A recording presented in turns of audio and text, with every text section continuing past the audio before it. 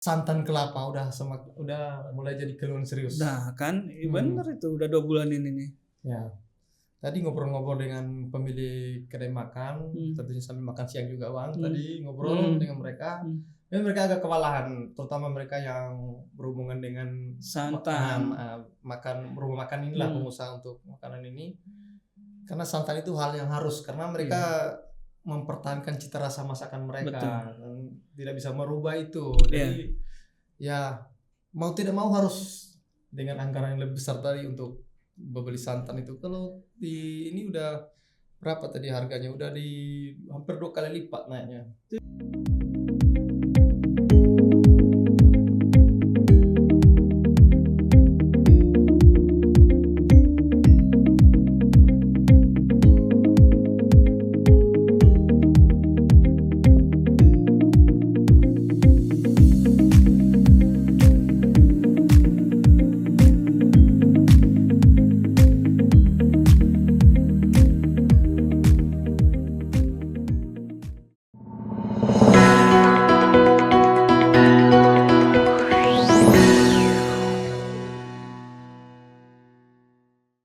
Oke, selamat sore pemirsa Batam Pos. Jumpa lagi dengan saya Yusuf Hidayat, pemimpin redaksi Batam Pos di acara Hot News edisi Rabu 19 Februari 2025. Di studio sudah bersama saya, Saudara Eja Yusuf Yusara, reporter kita di wilayah Sebeduk, Batu Aji dan Sagulung ya. Ya, apa kabar ya?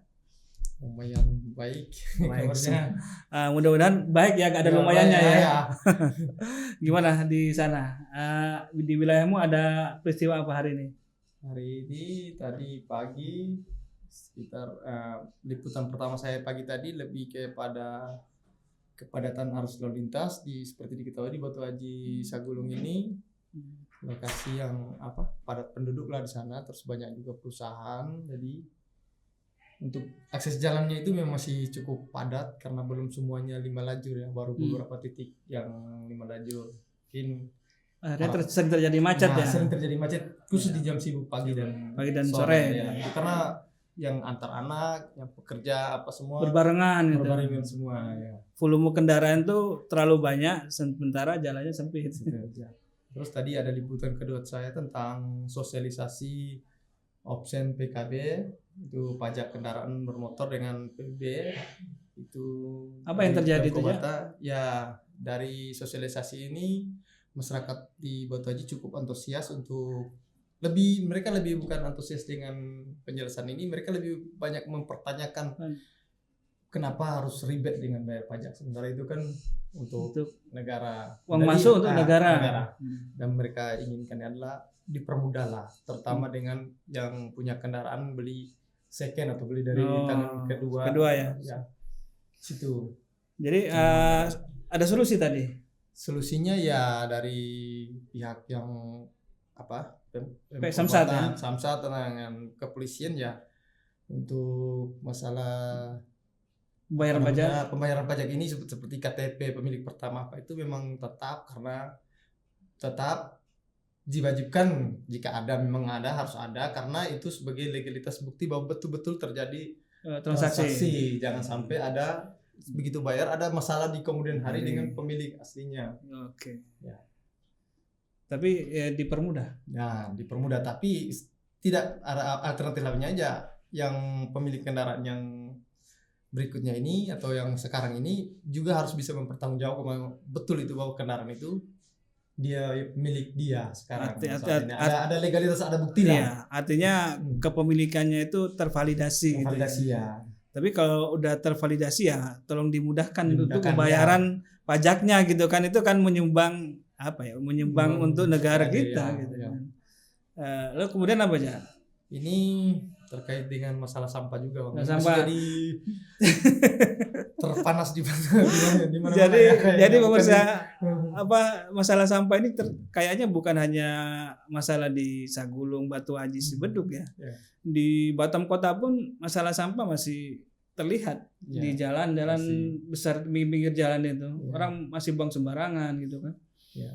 ini di beberapa sana pun masih di depan, yang di tong sampah depan rumah pun masih banyak juga yang bermasalah Pak. Masih dalam arti ya, apa Tidak namanya? diangkut. Nah, agak lambat diangkutnya, sehingga mungkin kemungkinan ada yang buang sengaja bawa buang ke pinggir jalan, terjadilah penumpukan Iya. yang kita lihat selama ini. Kita tahu DLH itu berkomitmen mengangkut sampah di perumahan itu 2 kali dalam seminggu. Ya, Di sana berapa kali? biasanya seperti sih gitu 2 kali seminggu, cuman akhir-akhir ini udah kadang seminggu sekali kan. Itu udah Jadi, udah menumpuk udah sekali tuh menumpuk, kalau ya. seminggu tuh ya. Ya, Nggak sehat itu bagi masyarakat juga. ya betul sekali Pak. Kalau di Batam Kota itu masalahnya bukan yang di perumahan, bukan Pinggir jalan. di pinggir jalan, Ya. muncul TPS baru, Baru, TPS ya. liar baru gitu kan. Itulah pemicunya. Makanya di sana kalau untuk di pinggir jalan, memang hampir di setiap pinggir titik itu Ada pemandangan ya. pemandangan. Ya. Mudah-mudahan lah ini ke depan ini ada solusi yang baik lah dengan sampah ini. Terus satu lagi Bang, yang Iya. paling penting ini tadi ada ini berita yang pernah kita berita kemarin tuh, santan kelapa udah mulai jadi keluhan serius. Nah kan bener itu udah 2 bulan ini nih. Ya. Tadi ngobrol-ngobrol dengan pemilik kedai makan, tentunya sambil makan siang juga Bang. Tadi ngobrol dengan mereka. Dan mereka agak kewalahan, terutama mereka yang berhubungan dengan Santan. makan rumah makan inilah, pengusaha untuk makanan ini. Karena santan itu hal yang harus, karena mereka mempertahankan cita rasa masakan mereka. Betul. Dan tidak bisa merubah itu. Iya. Jadi ya mau tidak mau harus dengan anggaran yang lebih besar tadi untuk membeli santan itu. Kalau di ini udah berapa tadi harganya? Udah di hampir 2 kali lipat naiknya. Itu yang di santan curah apa santan kemasan? Santan murni, santan kemasan sama, udah semua. Ya, udah maksudnya naik. harganya. Ya, Harganya sama. Dan Udah langka. udah mulai susah dicari, bukan langka, udah mulai susah dapat. Ini mau Ramadan, mau Ya. Lebaran, orang Ya. mau bikin kue itu kue-kue kita ini banyak ada campuran santannya. Santannya. Masakan Padang yang kita tahu kan banyak menggunakan santan. Ini kalau kurang santan ya kurang apa kata orang Minang lama banget. Oh, mana ya. Kurang lama ya. Ya. Kurang lama ya. Nah, ini sekarang ini tadi update terakhir tadi di angka 35.000 sampai 40.000 per kilo. Itu per kilo. santan murni. Ini. Padahal normal sebelumnya tuh di angka 20.000. Ya jadi beban. Jadi kos untuk modal usaha itu semakin meningkat. Iya. Ini harus jadi apa ya? Jadi pemikiran pengambil kebijakan baik di daerah maupun di pusat menurut saya ya. Karena saya dengar itu bukan hanya keluhan orang Batam, di daerah lain juga mengeluhkan langkanya santan. Ya, santan apalagi. Terutama untuk kue ya. Iya. Kue. Yang paling merasakan itu mereka yang bergelut di bidang masak ini. Benar. Susah. Dan kabarnya itu kan lebih banyak itu diekspor Ya. ke Malaysia, ada Singapura atau di negara mana gitu, dibanding dengan untuk konsumsi domestik. Jadi yang dikorbankan itu orang lokal. Iya. Ya kan masalah harga nah yang diekspor itu lebih mahal tentunya kan. Siap. Jadi petani mungkin ya apa namanya cari untung yang lebih banyak daripada, tapi dikorbankan masyarakat. Ya. Terus masalah air gimana? Air ini dari Tanjung Sengkuang nih Bang. Sengkuang. Sepertinya keluhan ini. Kasihan ya.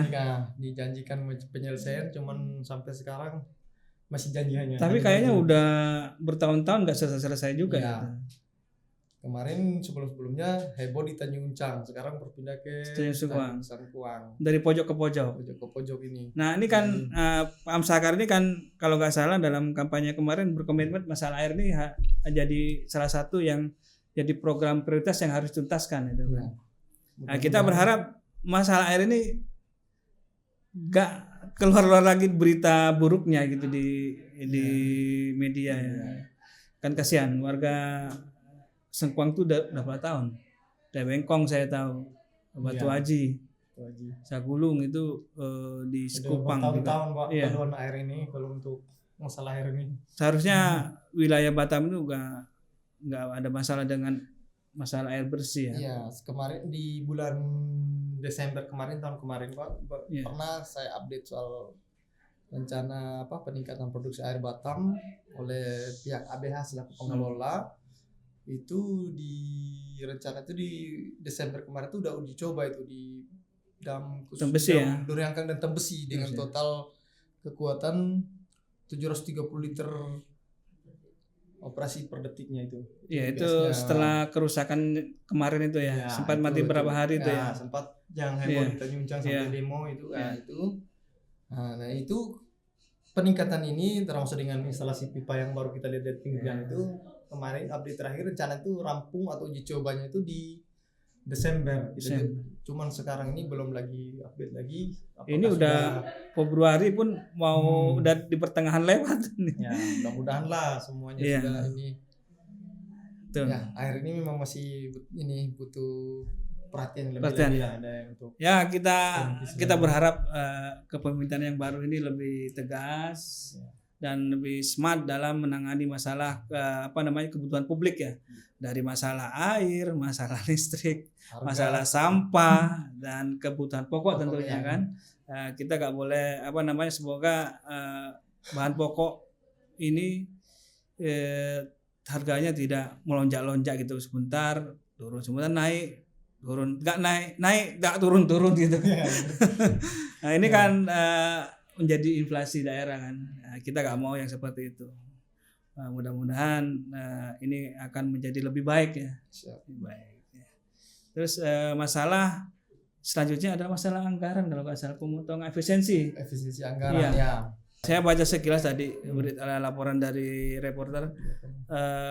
Yang gini kata Pak Sekda itu, Pak Jeffrydin, honorer aman. Jadi anggaran untuk honorer aman, tidak diganggu.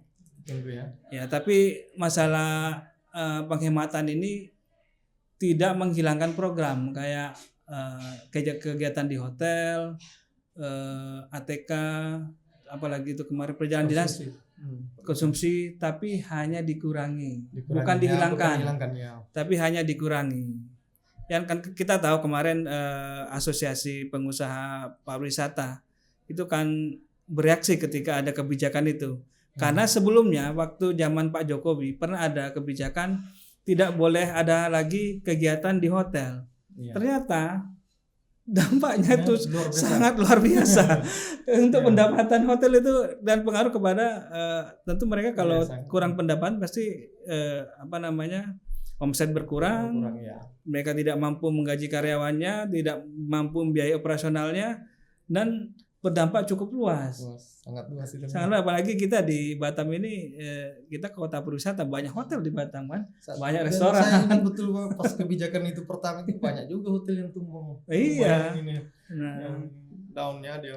ya kita nggak mau kan rentetannya banyak itu kan nggak cuma hotel Semua, disupport dengan di bawahnya misalkan travel, ya.